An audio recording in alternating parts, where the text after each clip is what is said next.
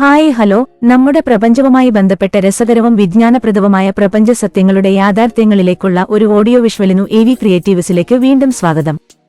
നമുക്കറിയാവുന്നതുപോലെ നമ്മുടെ പ്രപഞ്ചം എപ്പോഴും വികസിച്ചുകൊണ്ടിരിക്കുന്നു.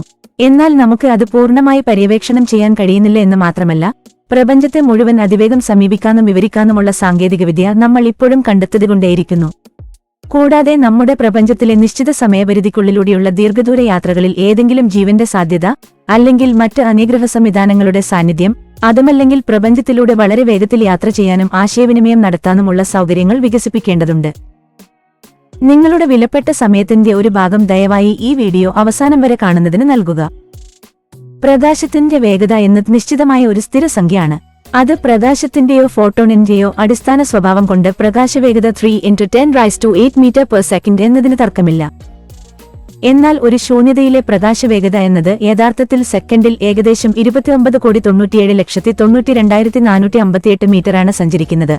അത് 3×10⁸ മീറ്റർ/സെക്കൻഡ് എന്ന അളവിലല്ല. Compound gamma ray, Chandra x-ray observatory, event horizon, Hubble, Spitzer, James Webb തുടങ്ങിയ ബഹിരാകാശ അധിഷ്ഠിത ടെലിസ്കോപ്പുകൾ ഉപയോഗിച്ച് നമ്മൾ ഇപ്പോൾ പ്രപഞ്ചത്തിലെ മറ്റു അന്യഗ്രഹങ്ങൾ അല്ലെങ്കിൽ അന്യഗ്രഹ ജീവികളുടെ സാന്നിധ്യം കണ്ടെത്താൻ ശ്രമിക്കുന്നു. ഏതെങ്കിലും ജീവന്റെ സാധ്യത അല്ലെങ്കിൽ മറ്റ് അന്യഗ്രഹ സംവിധാനങ്ങളുടെ സാന്നിധ്യങ്ങൾക്കായി ഇന്നും നമ്മൾ തിരയുകയാണ്. മിക്കവാറും പ്രപഞ്ചത്തിൽ കൂടുതൽ അന്ധകാര നിബിഡമാണെന്ന് നമ്മൾ മനസ്സിലാക്കിയിട്ടുണ്ട്. കൂടാതെ അവിടെ ഊർജ്ജമുണ്ടെന്നും അതിനെ ഡാർക്ക് എനർജി എന്നും അതിനെക്കുറിച്ചുള്ള കൂടുതൽ പഠനശ്രമങ്ങളെപ്പറ്റിയൊക്കെ നമുക്കറിയാം. അതുകൂടാതെ ഗ്രഹങ്ങൾ, നക്ഷത്ര സമൂഹങ്ങൾ, ഗാലക്സികളിലും ക്ലസ്റ്ററുകളിലും എന്നിങ്ങനെ പ്രപഞ്ചത്തിലെ എല്ലായിടത്തും പ്രകാശത്തിന്റെ സാന്നിധ്യവും പുതിയ ബഹിരാകാശ പര്യവേഷണം നമുക്ക് മനസ്സിലാക്കിത്തരുന്നുണ്ട്.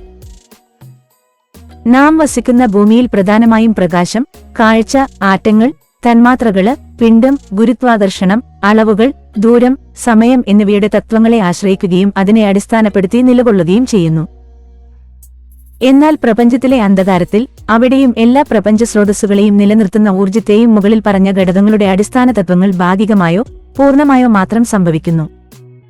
പ്രപഞ്ചത്തിലെ ഗർത്തങ്ങൾ പോലെയും മറ്റുള്ള ഗ്രഹങ്ങളുടെ രൂപസാദൃശ്യം പോലും ഇല്ലാതെയും കാണപ്പെടുന്ന ഒട്ടനവധി ബ്ലാക്ക് ഹോൾ എന്ന് നാം വിശേഷിപ്പിക്കുന്ന ഒരു പ്രതിഭാസമാണ് അതിന്റെ പ്രധാന ഉദാഹരണം.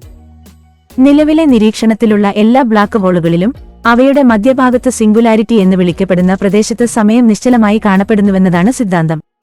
എന്നാൽ ബ്ലാക്ക് ഹോളിന്റെ പുറംഭാഗത്ത് സമീപത്തുള്ള എല്ലാ ഘടകങ്ങളെയും അതിലേക്ക് അടുപ്പിച്ചു ചേർക്കുന്നതിന് ഒപ്പം ആ ഘടകങ്ങൾ പൂർണ്ണമായി നശിപ്പിക്കപ്പെടുകയും അതിന്റെ ഊർജ്ജത്തെയും നമുക്ക് പൂർണ്ണമായും അറിവില്ലാത്ത മറ്റ് എന്തെല്ലാമോ ആഗിരണം ചെയ്യുന്നു. അത് മധ്യഭാഗത്തായി സിംഗുലാരിറ്റിയിൽ ആഗിരണം ചെയ്യപ്പെടുന്നു. അവിടെ നിന്ന് അത് എല്ലാ പ്രകാശ ഊർജ്ജവും പുറത്തുവിടുന്നുവെന്നും ബ്ലാക്ക് ഹോളുകളിലെ ഏതു ഭൗതികമായ വസ്തുക്കളുടെയും രൂപസാദൃശ്യം പോലും മാറിമറിയുന്ന പ്രപഞ്ചത്തിലെ എല്ലാത്തിന്റെയും അവസാന ഇടമായി തീരുന്നുവെന്ന് നമ്മുടെ പര്യവേഷണത്തിലൂടെ നാം മനസ്സിലാക്കി. അതിനാൽ ബ്ലാക്ക് എനർജിയെക്കുറിച്ചും അനന്തമായ സാന്ദ്രതയുടെ ഒരു ബിന്ദുവായ സിംഗുലാരിറ്റി പോലെയുള്ള ബ്ലാക്ക് ഹോളുകളുടെ സവിശേഷതകളെക്കുറിച്ചും നമ്മൾ കൂടുതൽ കണ്ടെത്തേണ്ടതുണ്ട്. നമുക്കത് എങ്ങനെ കണ്ടെത്താനാകും? അപ്പോൾ മാത്രമേ പ്രപഞ്ചത്തിലൂടെ നമുക്ക് വേഗതയുടെ സഹായത്തോടെ വളരെ വേഗത്തിൽ സഞ്ചരിക്കാൻ കഴിയൂ. എന്നാൽ ഈ വേഗത എന്ന് പറയുന്നത് ദൂരത്തിന്റെയും സമയത്തിന്റെയും അനുപാതത്തിന് തുല്യമാണ്. എങ്കിലും സമയം കുറച്ചാൽ മാത്രമേ ഏതു ദൂരത്തെയും വേഗത കൊണ്ട് മറികടക്കാൻ സാധിക്കൂ എന്ന് നമ്മൾക്കറിയാം. അപ്പോൾ സമവാക്യത്തിലെ പൊതുഘടകം തീർച്ചയായും സമയമാണ് എന്നതുകൊണ്ട് സമയം കുറയ്ക്കാൻ നമുക്ക് കഴിയുന്നിടത്താണ് പ്രപഞ്ചത്തിന്റെ രഹസ്യങ്ങൾ കണ്ടെത്താൻ കഴിയുക. കൂടാതെ ഏത് അവസ്ഥയിലായാലും അല്ലെങ്കിൽ ഏത് വിധത്തിലായാലും ഒരു പദാർത്ഥം സഞ്ചരിക്കുന്നതിന് ത്വരണം അല്ലെങ്കിൽ ആക്സിലറേഷൻ, പ്രവേഗം അല്ലെങ്കിൽ വെലോസിറ്റി, ഗുരുത്വാകർഷണം അല്ലെങ്കിൽ ഗ്രാവിറ്റി, ഘർഷണം അല്ലെങ്കിൽ ഫ്രിക്ഷൻ, ഊർജ്ജം അല്ലെങ്കിൽ എനർജി, പ്രതിരോധം അല്ലെങ്കിൽ റെസിസ്റ്റൻസ് എന്നീ സുപരിചിതമായവയെല്ലാം പ്രധാന ഘടകങ്ങൾ അത്യന്താപേക്ഷിതമാണ്. എന്നിരുന്നാലും പലപ്പോഴും അവഗണിക്കപ്പെടുന്ന ഒരു പ്രധാന ഘടകം പ്രപഞ്ചത്തിലെ എല്ലാ വഴികളിലേക്കുമുള്ള പ്രവേശനമാണ്. ഒരു കാര്യം നമ്മുടെ കണ്ണുകൊണ്ടോ ഇന്ദ്രിയങ്ങൾ കൊണ്ടോ കാണുമ്പോഴോ അനുഭവിക്കുമ്പോഴോ മാത്രം സത്യമാണെന്ന് മനസ്സിലാക്കുന്ന മനുഷ്യരാണ് നമ്മൾ. ആ നിമിഷം മുതൽ നമ്മുടെ കാഴ്ചപ്പാട് നമ്മുടെ ജീവിതത്തിലെ ഏറ്റവും ഉയർന്ന മുൻഗണനയായി മാറുന്നു. അതുകൊണ്ടാണ് മരണശേഷം എന്താണ് സംഭവിക്കുന്നതെന്ന് നമുക്കറിയില്ല. കാരണം മരണശേഷം നമുക്ക് ഒന്നും കാണാനോ അനുഭവിക്കാനോ ഉള്ള കഴിവില്ല.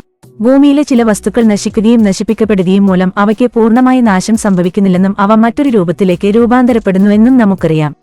കൂടാതെ ചില വസ്തുക്കളെ അവയുടെ ആദ്യത്തെ അവസ്ഥയിലേക്ക് പുനഃസ്ഥാപിക്കാനും കഴിയില്ല.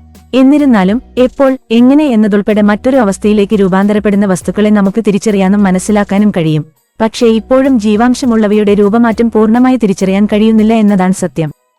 അത് എല്ലായ്പ്പോഴും നമ്മുടെ പ്രപഞ്ചത്തിന്റെ ഒരു രഹസ്യമായിരുന്നു. അതിനാൽ ഭൂമിയിലെ ഈ പ്രതിഭാസങ്ങളെ ചുറ്റിപ്പറ്റിയുള്ള നിഗൂഢതകളെക്കുറിച്ച് നമുക്ക് കൂടുതൽ പഠിക്കേണ്ടതുണ്ട്. എല്ലാം നമുക്ക് പൂർണ്ണമായി മനസ്സിലാക്കാൻ കഴിയും. അപ്പോൾ മാത്രമേ നമുക്ക് എല്ലാവരിലേക്കും രഹസ്യങ്ങൾ തുറക്കാൻ കഴിയൂ. നമ്മൾ എപ്പോഴും ആരുടെയെങ്കിലും എവിടൊക്കെയോ എന്തെങ്കിലുമൊക്കെ മാത്രമായി പഠിക്കാൻ ശ്രമിക്കുന്നു. എന്നാൽ നമ്മുടെ ഉള്ളിലെ നിഗൂഢതകളും സ്വന്തം ജീവിതവും മനസ്സിലാക്കി പഠിക്കുന്നില്ല. നമ്മുടെ ജീവിതത്തെക്കുറിച്ച് പൂർണ്ണമായി തിരിച്ചറിയാൻ കഴിയുമ്പോൾ മാത്രമേ മുകളിലുള്ള എല്ലാ ലോക്ക് സിസ്റ്റത്തിന്റെയും താക്കോൽ നമുക്ക് ലഭിക്കൂ. ഒരിക്കൽ കൂടി AV ക്രിയേറ്റീവ്സ് നന്ദി പറയുന്നു. നിങ്ങളുടെ വിലപ്പെട്ട സമയം തന്നെയാണ് എല്ലാത്തിനും ആധാരം.